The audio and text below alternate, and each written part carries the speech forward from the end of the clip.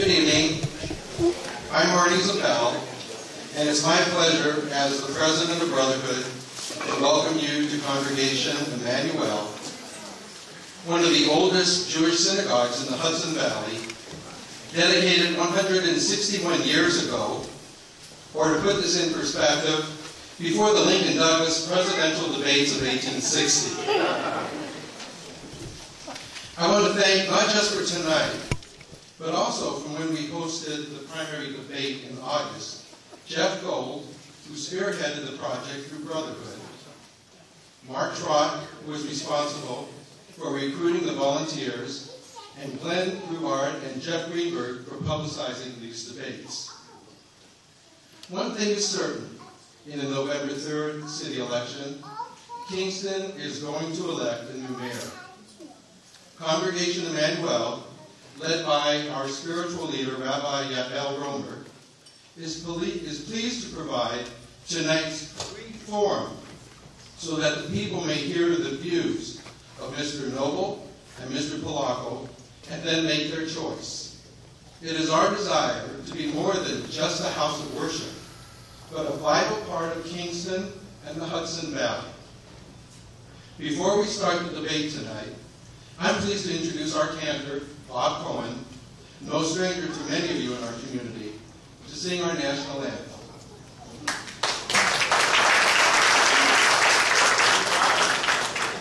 Sing it with me. I'm going to see if I can remember the words.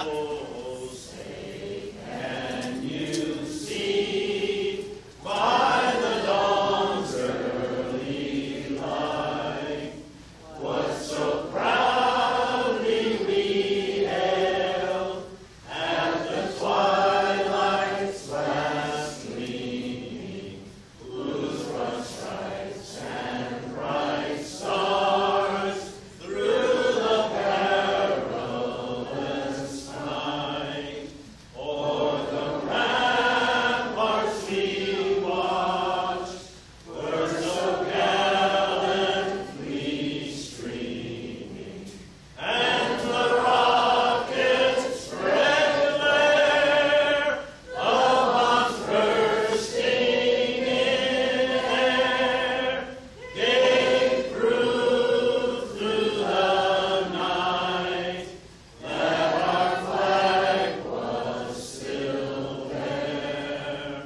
Oh, say does that star-spangled banner yet wave o'er the land of the free and the home of the brave.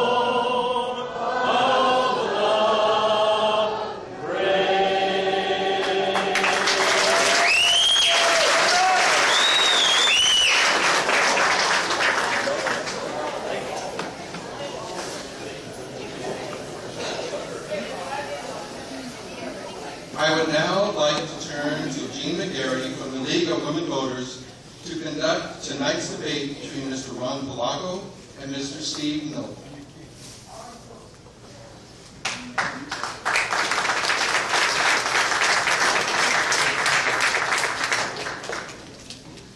Good evening, and thank you for coming. Thank you for candidates for participating. The candidates have agreed on 3-minute opening statements, 2 minutes for responses, and 3 minutes for closing statements. Our timekeeper tonight is Cindy Bell, sitting right there, and take note, candidates, as she hands up the signs to warn you, and stop means stop. And we have some other league members over here, Jackie Moriarty,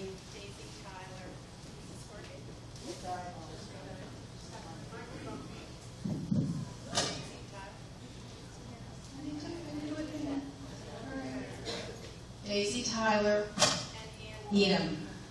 I hope this doesn't happen. Okay, so we flipped a coin, and Steve Noble goes first.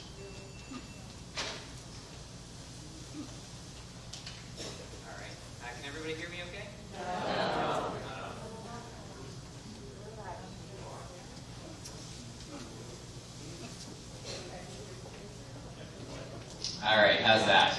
That's better. Okay. Well, thank you everyone for attending tonight. We're excited to be here. Let's see how we do on this.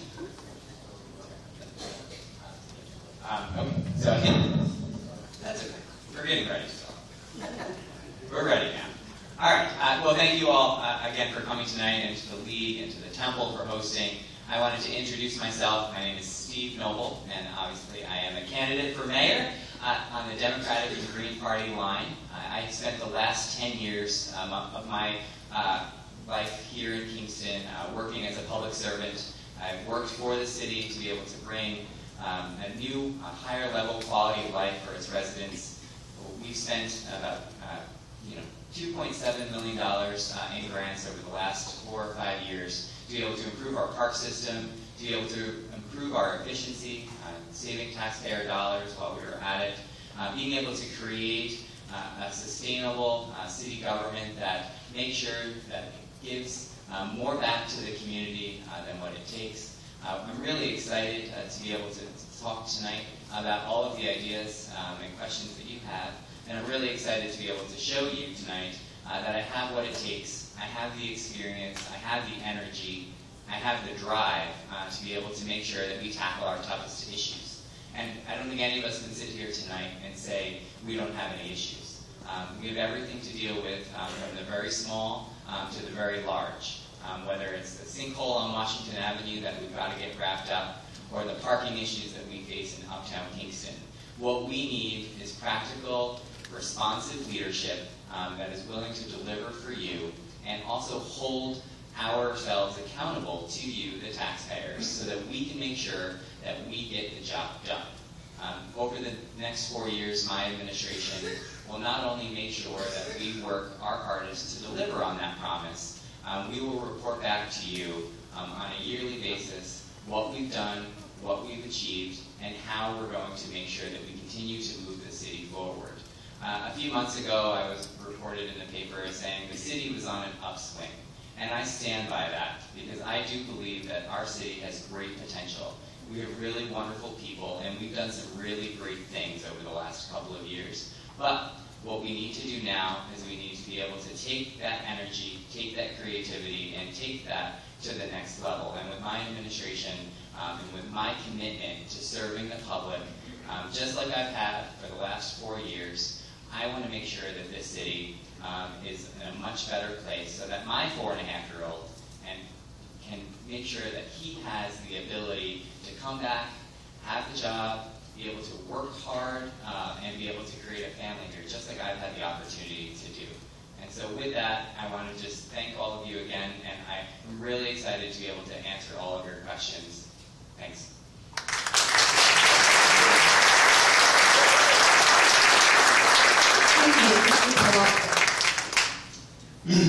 Good evening, everyone. Make sure I got the microphone at the right distance here. Okay. Good evening, everyone. I am Ron Polacco.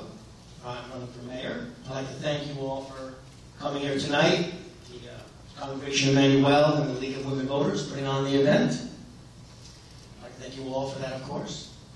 I am the Republican, Independent, Conservative, and Reform Party candidate.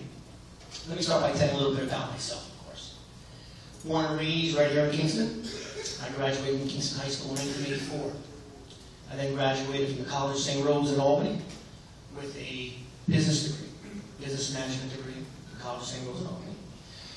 When I received that degree, I then moved on to New York City. I lived for 2 years and worked in a finance company there. After that, I moved to Los Angeles. I lived for 10 years. First working in finance, and then as a teacher in the LA Unified School District. I moved back home in 2002. My mother became ill, so I went home and take care of her. So what I did, so I spent about a year with her. And when she passed away, soon after that, my father required open heart surgery. She has a pig's valve in his chest, my father. So my family and I sat down together and we decided best if I were to move back home permanently and take care of Pop, be a caregiver for Pop. Once I returned to Kingston, it became clear to me that the Kingston I grew up in, aren't you close to the microphone? The Kingston that I grew up in was no more. Where the economy was down, taxes were up. where there was once thriving businesses, now there was boarded up buildings with for sale signs. So I made the conscious decision myself to get involved with my community. I began with coaching Little League baseball and football, the teams in the area with the community. I was getting such a sense of accomplishment that I was going to get involved in politics as well. So I ran and I won 2 terms as city alderman in the city of Kingston area. I served the 6th ward proudly. While I was on the common council, I served in the Finance, Ways and Means Committee, which oversees the budgets. Now, after having worked in the private sector, my experience on the common council showed me that the way that city officials saw fit to pay their obligations was on the backs of the taxpayers. There was no outside-the-box ideas regarding bringing down revenue, generating revenue, reducing the budget. 30 seconds, Jesus. I found myself very frustrated and voting against any budget-based tax on the citizens. So, as mayor, I will give the police department the tools they need to fight crime. I will do my utmost to make sure Kingston has economic development.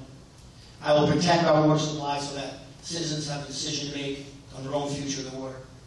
I'll keep taxes low and have a business-friendly administration. I'm running for mayor to be the mayor of the entire city, to unite the entire city. Republican, conservative, independent, reform, put everybody together. Vote for me on November 3rd. To lower that vote.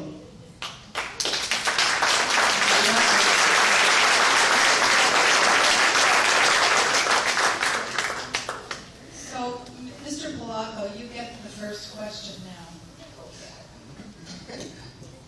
We'll start with a general one. If elected, please tell us 3 pressing issues that you would immediately address.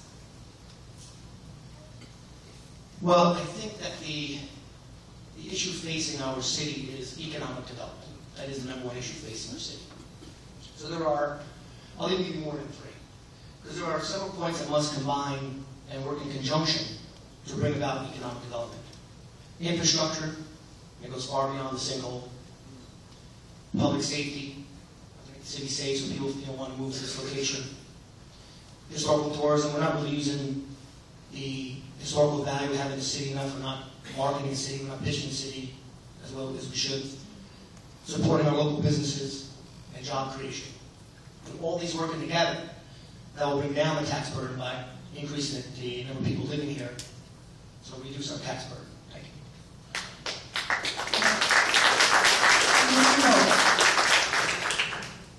Do you want the question repeated? No, I'm good. One of the things that when we look at what are the main issues, I think that the current status of our tax base, in order to have our city be able to thrive, we've got to grow our tax base. I believe that it needs to be a holistic approach. We have to be able to focus our efforts through our Economic Development Office to be able to work with our local businesses that are here already, to be able to allow them to expand and be able to create that economic engine that we know can exist in Kingston and is developing in Kingston. We have a few clusters of businesses that are starting to develop, and in Kingston we need to be able to have our economic development agenda be focused on creating those. But in order for that to happen, we have to be able to tackle our infrastructure issues. Transportation in and around our city is a huge issue to our economic development progress. Parking is a critical issue, especially in uptown and downtown Kingston, because one of our main draws to our economic development engine is tourism. Tourism is a key component to being able to bring sales tax into this county and hence into our city. So we need people to be able to have a convenient, safe place to park.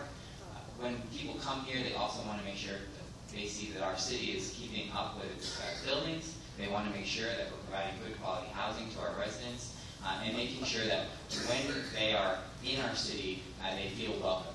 And all of us need to feel welcome, no matter where we're from or who we are. We have to feel welcomed when we come to this city. So I think that our administration would take this holistic approach. We'll reach out, we'll work with the local businesses, we'll listen to the needs of the local businesses, and then we'll deliver on those needs to really be able to start to grow our tax base. Because the more we have people paying into our system, the lower the taxes will be for all of us. Because there is no magic bullet coming from anywhere else, I think, other than us reinvesting in our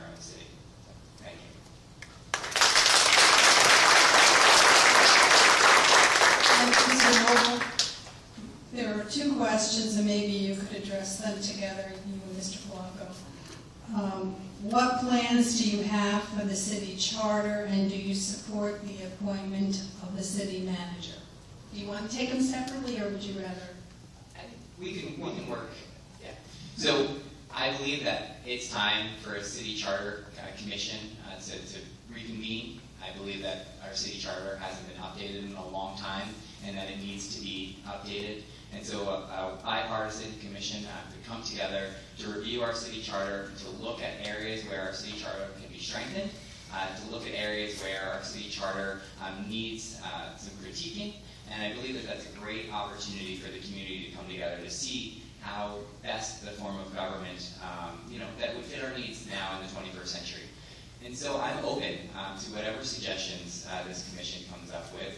And if in the end the city decides that a city manager is the best type of person suited to run the city, instead of the current strong mayor form of government, then that's something that we all should consider as a community and should have input in. I personally don't believe that that's a decision that one individual should make. I think that it's a decision that needs to be looked at by all of us to weigh the pros and cons and to really see what we're trying to get at when we're looking at a city manager form of government. Because if the city manager is also appointed by a political body, the argument that a city manager kind of takes away the politics of things doesn't always see fit. And so what we have to do is really just take the charter, have a good look, and when we are looking at the charter, there are other things to focus on, whether it's our relationship with the water department, with the water referendum coming up. It's timely to start these discussions again about our city charter. Thank you very much. Mr. Blanco. In regards to the city charter, if you want to take a review of the city charter, that's fine. I'm personally against city manager. I want to get things done for Kingston. I want to accomplish things for Kingston. We have a strong mayor system, and that's a good thing. The buck stops at the mayor's office.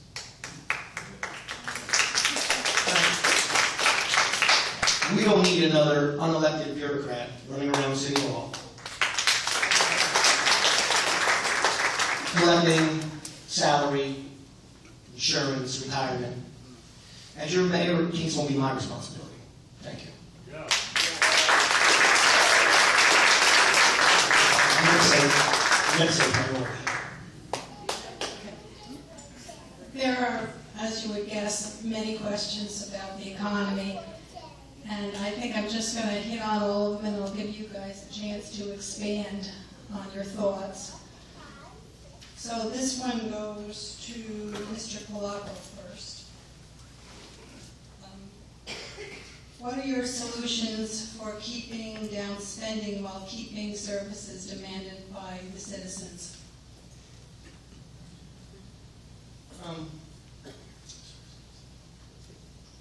Well, I think you're touching on economic development there. So what we're trying to do is generate revenue while also keeping the budget under check. So we have to think outside the box. This is something that's been going on for a long time. It's been 20 years of status quo here. We've had the same administration, same names for 20 years. So what I want to do is I want to work with the business community. Let's form a business advisory board so we can come together with new ideas. Business community, my administration working together. We're going to generate new ideas. Now, we have a great city here. Beautiful city. Tremendous potential. Hard-working families.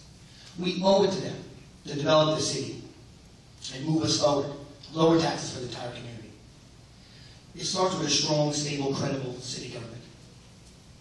Now, I've been listening to voters, yourselves, and we all know each other here for years. I'll listen to the business community as well. I'll put together a business advisory board so I can understand the needs and concerns of the citizens. What are we not doing that you need? I will appoint individuals to my administration across party lines. I'm not concerned with that. I want people to share my vision of a new direction. Kingston's open for business. Combining all that together, I think we can accomplish these goals. Thank you.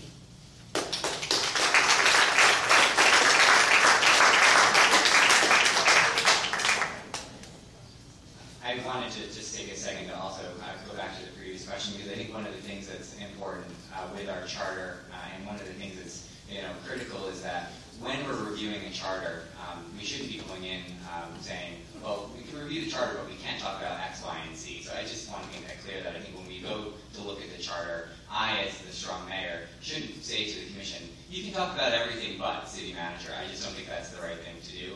And as I've discussed multiple times, for us as a city to be, productive and to grow, we need to make sure that our city and its leaders are held accountable for doing things and getting the job done, just like you do as a small business owner. Many of you in this room work for small businesses or small business owners yourself, and you know that in order to make sure that you're meeting your quarterly goals, you're able to write those paychecks to your employees, you need to have a real set outcome for your business. You need to know that you need to make X number of product by this date and get it shipped out, or you're not going to be able to make your payroll for the week. And I believe the same thing has to be held for city government. We need to be able to hit these marks. We need to be able to do this job. And if we don't do it well enough, we shouldn't be able to be successful and continue on as elected officials. Because, like Ron said, the buck does stop with us. But what the buck also needs to do is it needs to stop the department heads, and it also needs to stop the individual staff working for the city of Kingston. Because the mayor can't just be the only one held accountable. All of our 300 employees need to be held accountable each and every day to be able to get the job done. And if we can get the job done, it's just a message to the business community that we are open for business, because the city government isn't wasting your money that you're paying and your business taxes, which are too high. And I think that the homestead, non-homestead tax situation does need to be resolved for us to be able to continue down our economic development agenda. And we can do that. It just is going to take some time and good planning for us to be able to be successful. So, thank you.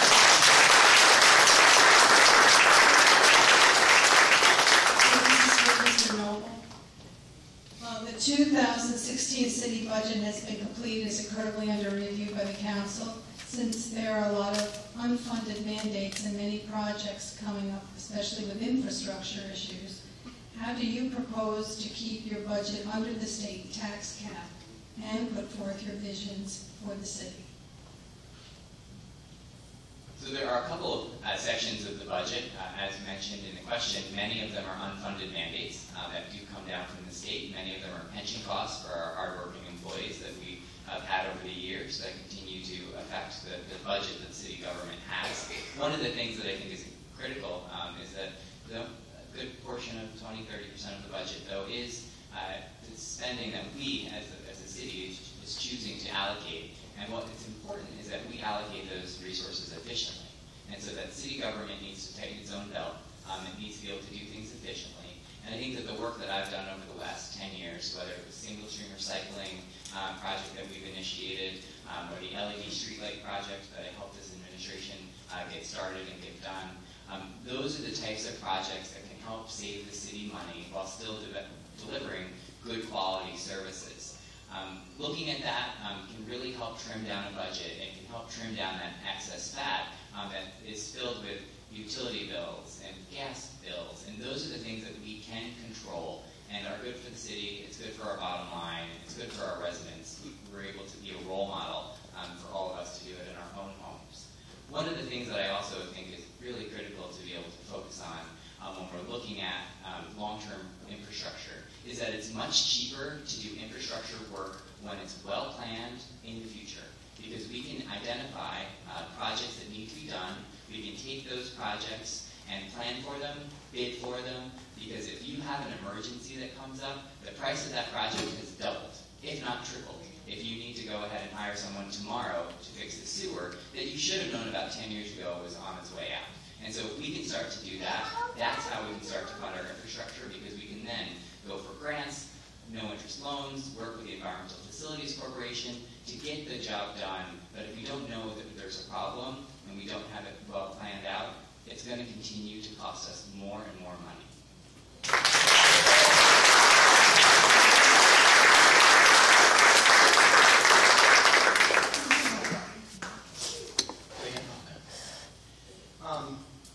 The 2016 budget, which is just recently come out, has over a 4% tax increase. That's a lot. For the past 3 years, this administration has been able to keep it at the 2% tax cap. I think we can do the same. continue that trend, of course. Now, the way to generate more revenue is to have some new ideas. We're not taking advantage of some of the jewels we have here in Kingston. I don't want to keep saying the status quo, but that's basically what we've had here. What we've done for 20 years is raise taxes. That's the solution. Raise taxes. Let's start using some of our natural resources. Let's start using some of our crown jewels we have. For example, Beat Stadium, the Round Down, Stockade District. We can use these areas, UPAC even. Beat Stadium could be used more for venues and inviting more events there. Remember when we were kids, they used to have the King in his court. You know, guy can do the fast pitch windmill thing. And they used to have demolition derbies. We got to start using these, the ground out. These are things we can take advantage of and generate revenue that is, you know, something not just shifting around taxes. Thank you. And to continue on with the economy, describe with specific examples on how you would expand and diversify the city's economy. And perhaps you want to touch on that it's similar, but I don't know if you want to expand on it, Mr. Blanco. It is part of the middle of the question there. Okay. I'll read it. If elected, describe with specific examples on how you would expand and diversify the city's economy. Oh, okay. Sorry. Well, I'm going to kind of give you the same answer because I've been saying it for 3 or 4 times now. I think we have to take a different approach. What I want to do is work closely with the businesses. Kind of I would call it a joint venture between business and government, where we work together, we meet on a regular basis, put together a business advisory council, and join together, open communication. So I know your needs, I know concerns you have, so we are working to better the city. We have to come up with outside the box ideas. Can keep just doing the same thing we've done for 20 years. We have to take advantage of these crown jewels that we've talked about already here tonight. It's just a matter of expanding and thinking outside the box and coming up with new ideas along with the business community.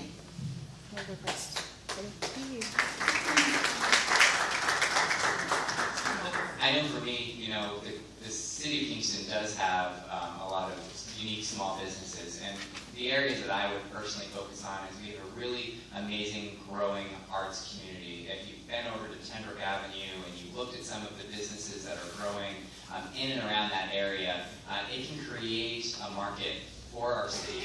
They are feeding off of each other, they're developing new products, they're hiring more people, and so there's an arts commission that was recently formed a few months ago, and they're working together to be able to create these linkages amongst each other and amongst the city, and working and folding that into our comprehensive plan to be able to showcase to the city that this is going to be an industrial cluster in our city, and it's worth pursuing and it's worth following as it grows. Another area that has come to Kingston, and it's obvious when it's there, but it's not so obvious when you don't see them on the street, but we have become a hub for filming in the Hudson Valley.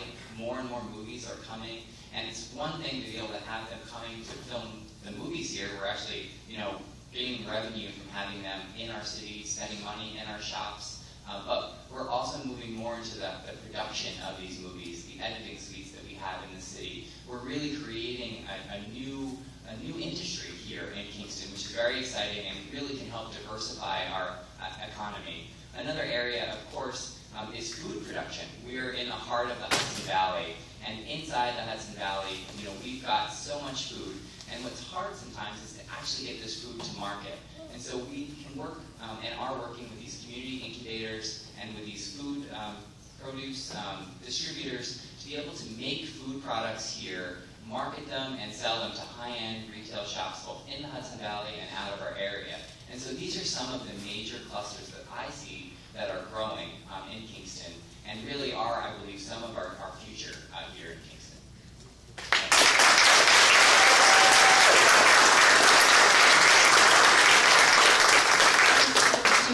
Well, it's the last question, a little bit about businesses, but you've spoken about how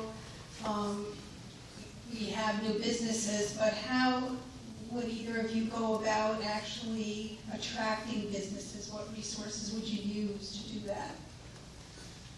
So the City of Kingston has an economic development office that has worked over the last few years to be able to write grants and be able to provide new opportunities for the city, both on its waterfront and in Midtown. And the city has been successful in getting millions of dollars worth of grants to be able to improve the quality of life and to really start to showcase some of the different areas of our city. But one of the things that our Economic Development Office can do, and with the right support could do, is really market our city to those looking to come here. It's very difficult if you're a small business owner from Brooklyn or Lower Hudson Valley or up in the Albany area to look at Kingston and say, well, what is here for me? And so I would propose that our Economic Development Office be able to create websites, brochures that links our vacant properties, our empty buildings, our warehouses to these business owners with an easily searchable website, nice brochures, really linking, as well as talking about some of the businesses that already exist in Kingston. The county executive is working on this type of project now, and I see the city under my administration having a really great working relationship with the county's Office of Economic Development and their Business Services Division to be able to help make and play matchmaker, if you will, because that's sometimes all that's needed is to say, this is what we've got, this is what you need, and let's bring the two of us together and sit around a table and really make business happen. And I think that in this city, we're right to do that because we do have a lot of these resources that, again, they just need somebody, and under our administration, this would be the role of our Economic Development Office, is to just market us, promote us, and really be able to start to make these linkages.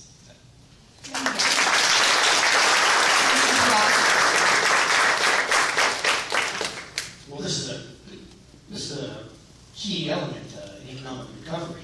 Development we have to bring businesses into the city. Now, there are programs that are available on the state and federal level that we're not really taking advantage of to help in tax incentives, technical support for these businesses. That's also for the businesses that are here, but also to encourage other ones to come in. There's one called the State Small Business Credit Initiative, developed in 2010 by President Obama, that helps with technical support and tax incentives to create private sector jobs. That's actually what it's designed for. Tourism. We have a great city here. We are one of the oldest cities around. We have the oldest Four Corners uptown there. We have the Senate building. We need to market and pitch the city. Get so close to this microphone, sorry. Market and pitch the city better. We're not, Ulster County, I think, is doing a decent job. We're not really working with them as much as we should be. And then we go back to the joint venture. Business working with the government to improve our lives, moving us forward. Thank you.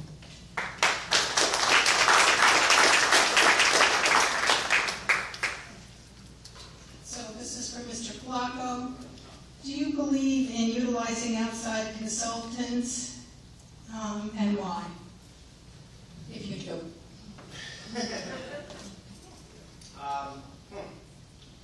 I would say yes. There are certainly cases where you want to utilize outside consultants. I'd like to have employees, under department heads, employees on my staff that can do most of this consulting themselves. Can handle the job themselves. So we're not requiring to do outside consulting on every situation that arises. But certainly the outside consulting, you can't expect our staff to have every answer every time.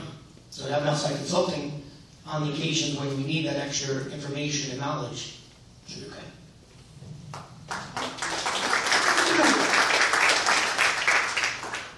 I think one of the things that you see in the budget each and every year is actually a growing expense on consultants. We have a large number of consultants that consult on pretty much everything in the city, which when you start to really look at the numbers, it can become outstanding, the amount of money that we take in this community and send elsewhere. And so I do understand that in certain situations, we do need outside consulting, but many of these outside consultants can actually be found right here in Ulster County. And so one of the things that I would propose would be to follow the suit of the county, and who created a responsible purchasing policy, which allows them to be able to actively recruit businesses that are local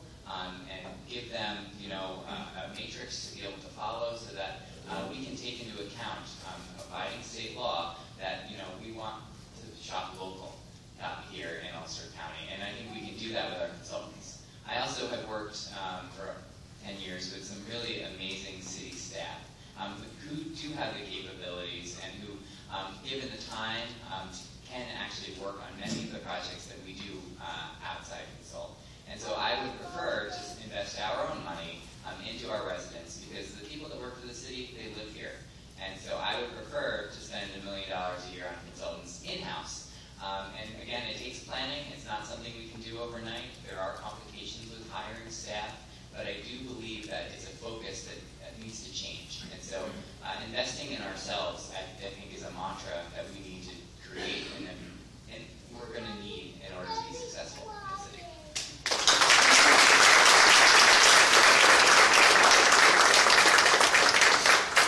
So, Mr. Noble, we'll start with you. How will you handle the loss of parking for Broadway, or what is your plan for Broadway?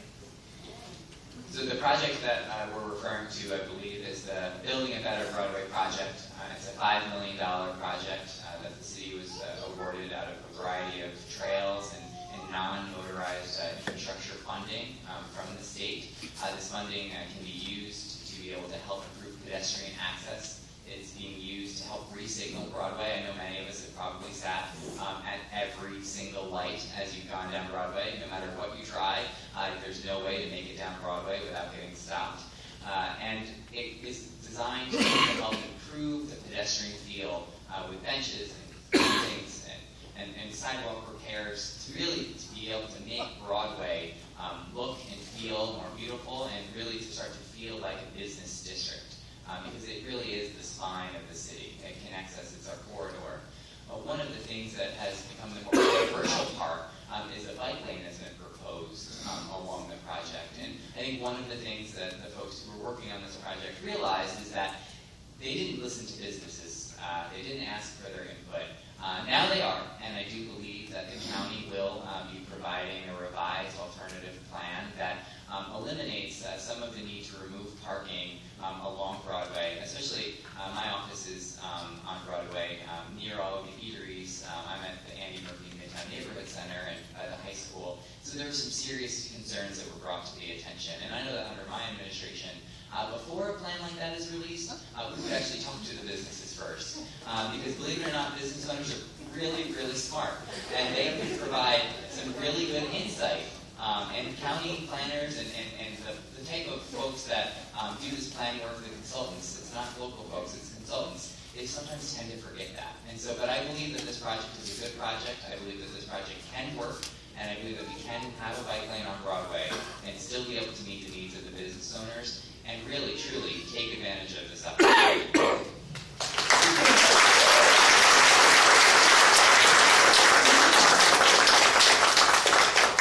I believe the question is in discussing the bike lane. The concept of a bike lane on Broadway connecting downtown to uptown is certainly one to explore, but not at the detriment of the businesses on Broadway. That's what this plan has done. Now you can decide whether they should talk or not talk. They went and got the money and the grant before discussing it with the business owners. So the problem is it's going to take away precious parking spaces. When we discussed about also lanes of traffic off of Broadway, we should be trying to encourage business, help the business, facilitate the business, not make it even more challenging to operate. With all the infrastructure problems, there were questions tonight about that already. With all the infrastructure problems we have, my grants, my administration will focus on those types of issues before a bike lane, regardless of location.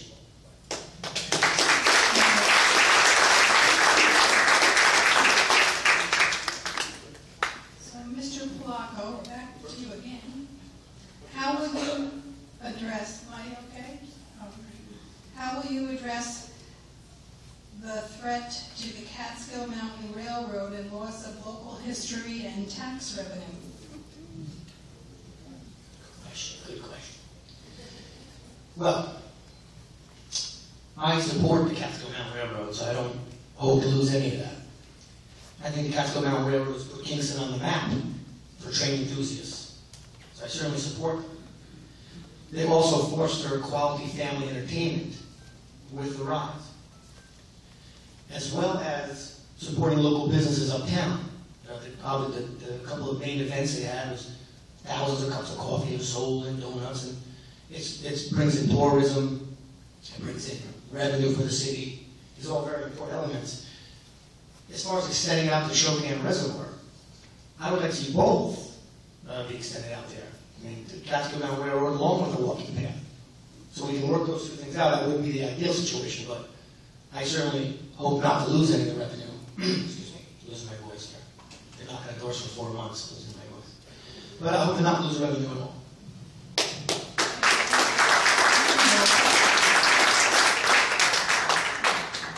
I believe the type of opportunity that the Catskill Mountain Railroad has brought to Kingston, I think has been clearly demonstrated. I believe that if you've gone to the Kingston Plaza or have had a chance to take your son or daughter or grandson or granddaughter on a train in the plaza, it's a type of tourism that I like to call ecotourism or historical tourism. You can call it a bunch of different things, but what it is tourism. And it's something that Kingston's been known for a really long time. And so I think that the opportunity to be able to use Kingston Plaza as a hub of business and tourism is a good thing for our city. And with a 4.5-year-old who loves trains and who has a model train set in his basement, he has enjoyed it, and it's been shown to be able to be an economic development driver. I've talked to many business owners uptown who are really happy. But as mayor, I'm really interested in working with the Catskill Mountain Railroad, the county, and trail enthusiasts to really be able to bring everybody together, to be able to have the discussions about how can we make everything do even better than it's doing right now, and how can we connect everything.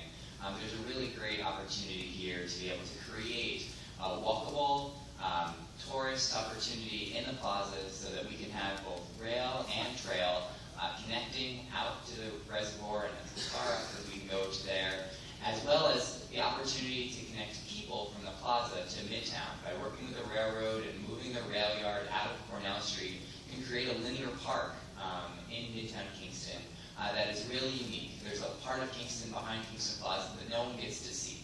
And it's going to really, I believe, be a really great urban oasis where people will come to recreate and to come to these tourist attractions. And for me, it's a real critical opportunity that I think our administration is prepared to take advantage of, as well as make sure that we're bringing everyone to the table to have a conversation.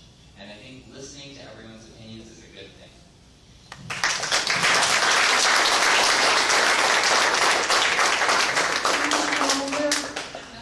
There's another economic question here about economic development, and perhaps it'll give you an opportunity, Mr. Polacco, to elaborate a little more.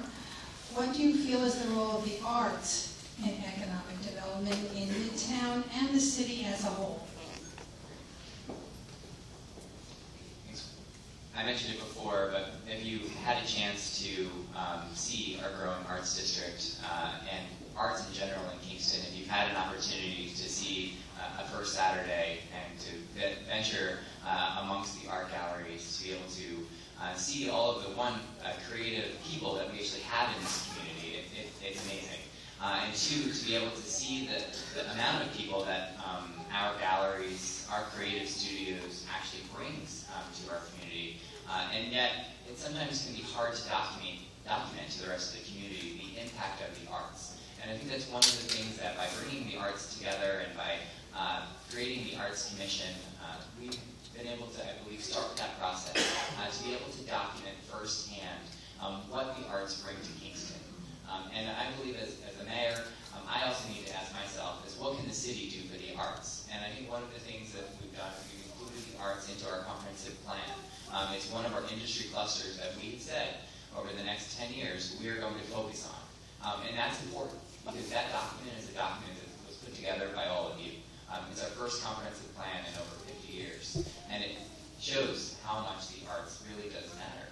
And one of the things that I believe that our administration can do is make sure that there is someone in City Hall that is interested in working with the arts and someone that has the knowledge to be able to grow whatever programs we've had. I know a few years ago the city had a Main Street Manager program that worked to create some of the relationships that still exist today amongst different groups and partners in our city. And so imagine that type of program where we've got a liaison working with our arts groups to be able to plan events, to be able to make sure that the city is supporting the arts the best it can. And again, always asking the question, what can we do better to support your industry, your programs, and the opportunities that may unfold?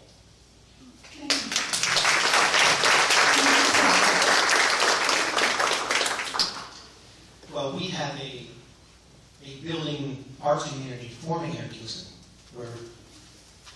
We're so close to New York City that we get, quite a few people moving up here from the arts community. We need to encourage that. I mean, this is all part of the tourism and bringing people into the city. Tourism is one of our main avenues of revenue. So we need to develop that, foster that, encourage that. I mean, this is an excellent way to develop more revenue for the city, more interest for the city. Arts community is a growing, developing angle here we can take advantage of. Thank you.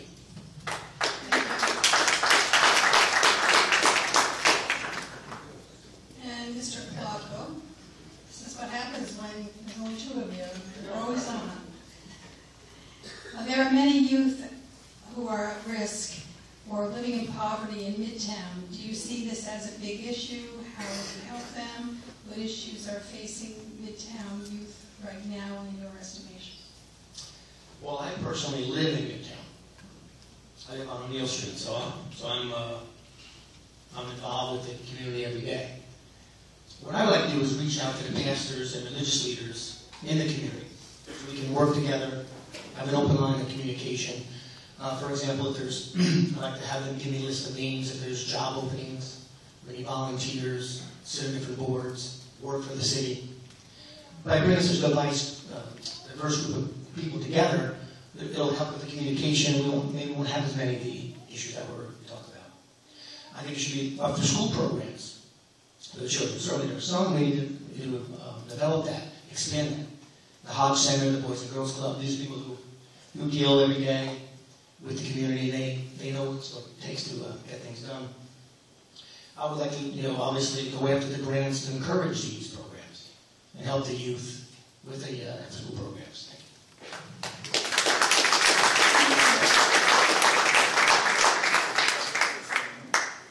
What we want for our youth is what we all have. We want our youth to be successful. We want them to find employment that they care about, that they want to do. We want our youth to be educated and have the opportunity to do so.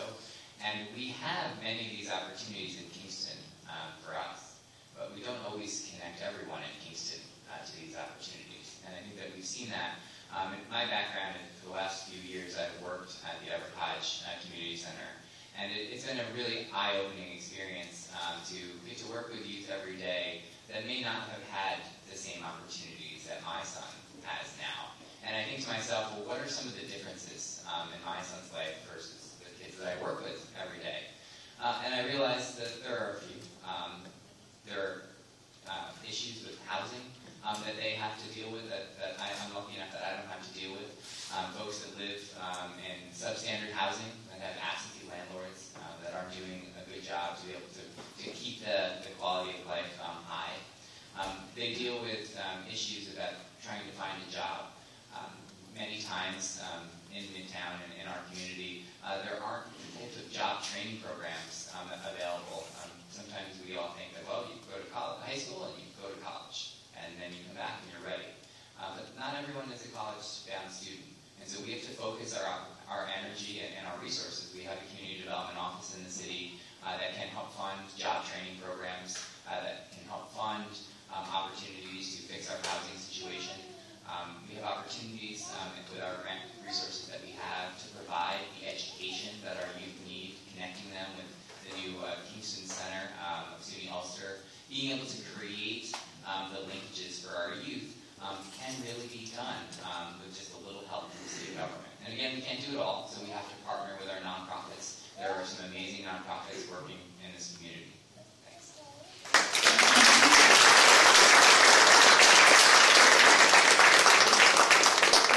There's two questions on housing, so I'm just going to read them both and maybe you could combine them.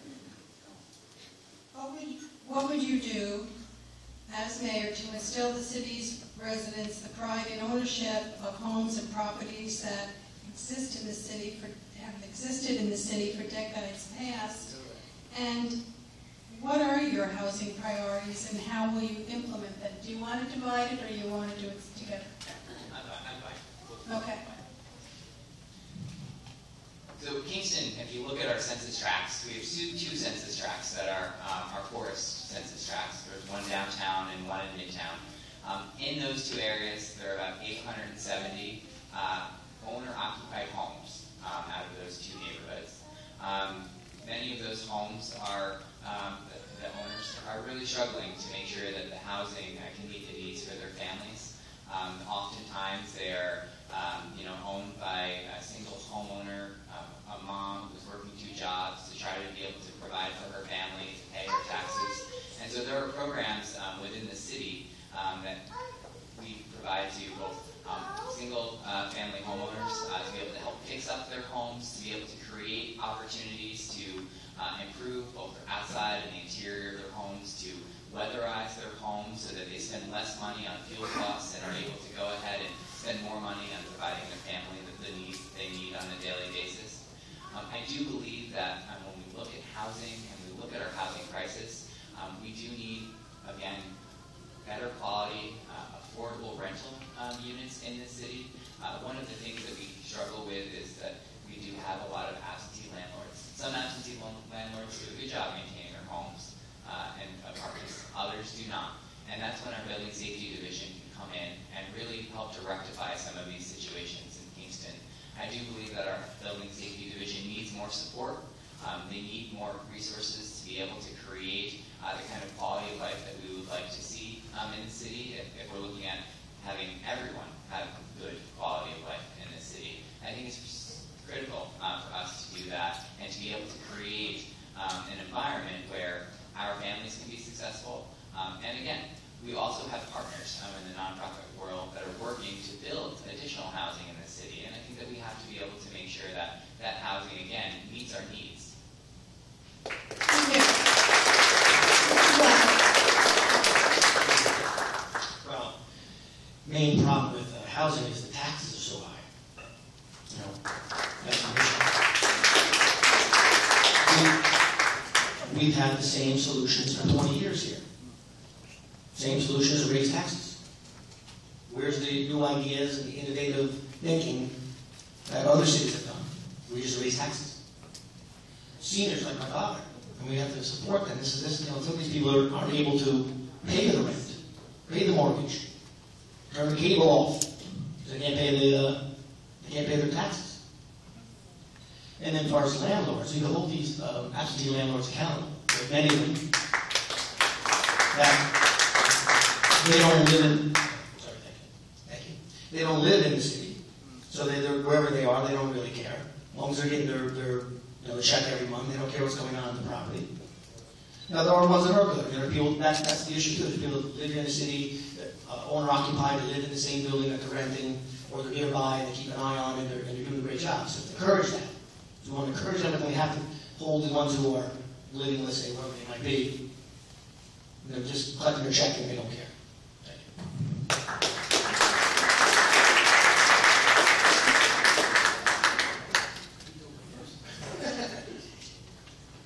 Mr. Polacco, do you think the transportation system in the city of Kingston is adequate?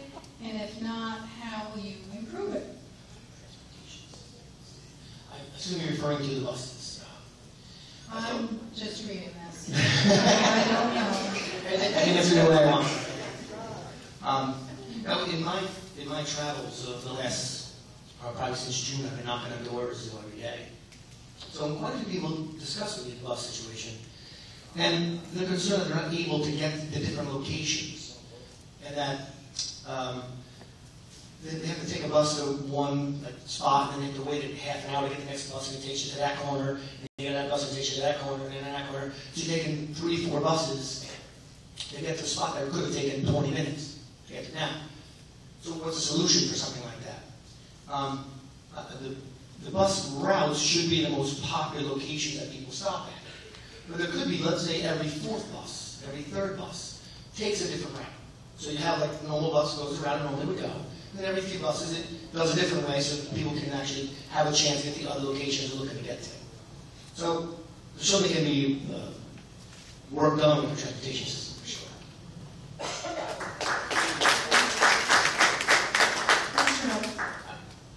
I believe that we need a comprehensive overhaul of our transportation system. I believe that we've spent countless hundreds of thousands of dollars, what we haven't, the county has, but we all have, because it's our tax dollars too.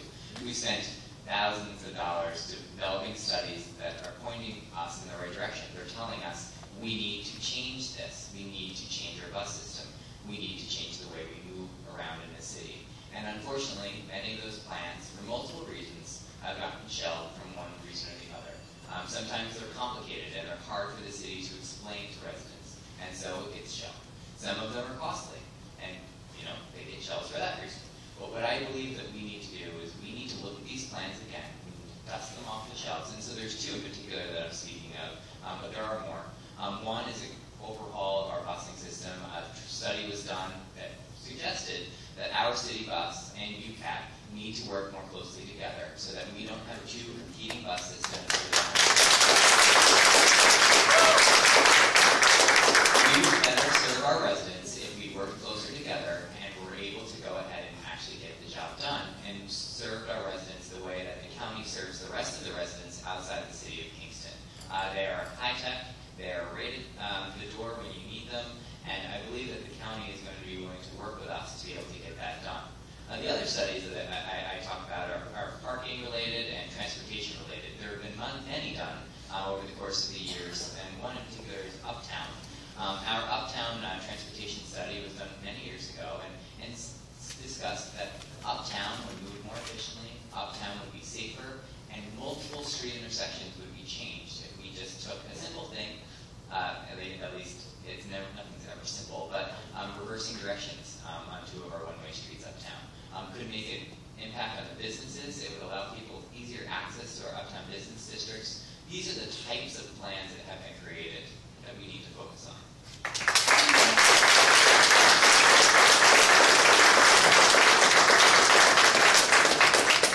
And speaking of Uptown, Mr. Noble, how will you handle the Fireman's Museum on Fair Street to keep it or sell it if you're elected? The Fireman's Museum is a historical asset in Uptown Kingston. It's when we speak of crown jewels of Kingston. Of course, the first thing I would say would be the Forsyth Nature Center, which is something that I believe strongly has contributed to there's a great team of people working to keep that facility going on a daily basis. But the Fireman's Museum also plays a critical role in Uptown Kingston. Many of you may or may not know, but it is the first meeting place of the Kingston Common Council. They had one of their first meetings in that building. And so I personally believe that we should work with the museum, work with the Professional Firefighters Union and the city to come together to come up with a plan that has sustainability and can make sure that that building stays a public building in some way, shape, or form and stays open to the community so that we can continue to attract people to our community, continue to provide an opportunity for our families to come and visit fire trucks. Again, my 4-year-old. What 4-year-old doesn't like a fire truck? But we have to make sure, though, that it's sustainable because we don't want to see a city building not utilized to its full potential. And we also don't want to have a building that's a drain on taxpayers. And so with a collaboration between all of our entities, I believe that we'll come up with a solution that works for everyone, that continues to provide the opportunity for folks to visit. And again, we may be able to, because of this partnership, leverage other grant funding, leverage other resources that may not necessarily be available to the city at this moment to be able to get this building back into shape so that it will last, another 100 years. And so, thank you.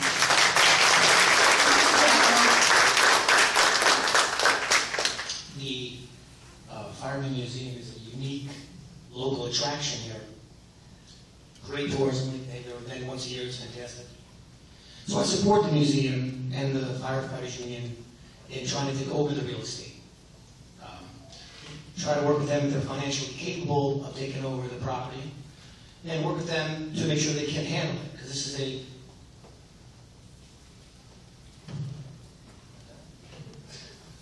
we got extra rice. So, yes, it's a valuable tourist attraction. It's a valuable, not tourist attraction, but user tourism, valuable local attraction for us. And we need to work with them to make sure they can take over the ownership of it. This one goes to Mr. Flacco. What steps will you take to increase citizen participation in conversations about city plans which affect them directly?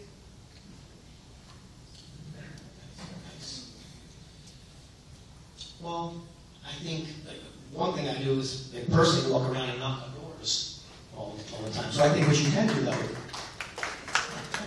I'd like to meet the citizens personally, one-on-one, and get a chance they can ask me questions, ask them questions. We can certainly have multiple town meetings throughout the city. And there could be town meetings each ward. Maybe you could even cut it to each district of the ward. So a chance for people to come, talk to me, as your mayor, so I can understand what your needs are, what your concerns are, what are we not doing that you need. Make sure that all our citizens' needs are being met.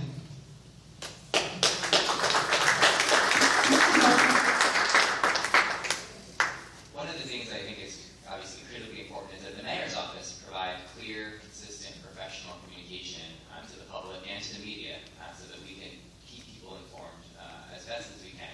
That has to be done in multiple ways, though. Again, just sending a press release and hoping that someone picks it up and reports to the public what's going on in City Hall just doesn't cut it anymore. I think we need an administration that knows how to use a computer and that we can go ahead and actually post these items both online, on Facebook, have an email newsletter that goes out explaining to people.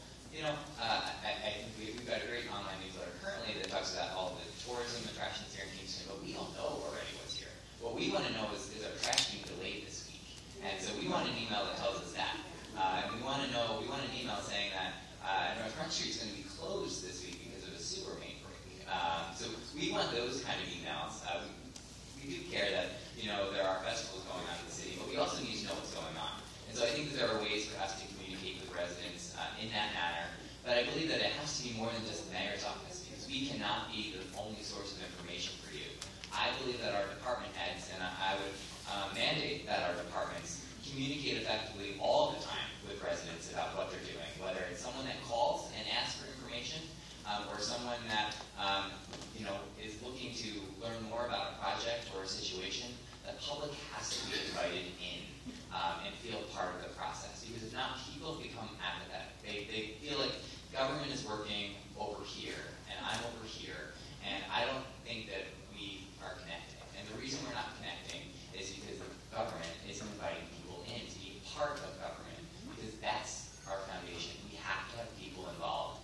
And there are, again, multiple ways we can do it, and my administration will, of course, focus on doing that, and it doesn't have to be expensive. Many of the ways that we communicate can be low cost and inexpensive. We don't need to hire big marketing firms to do it for us.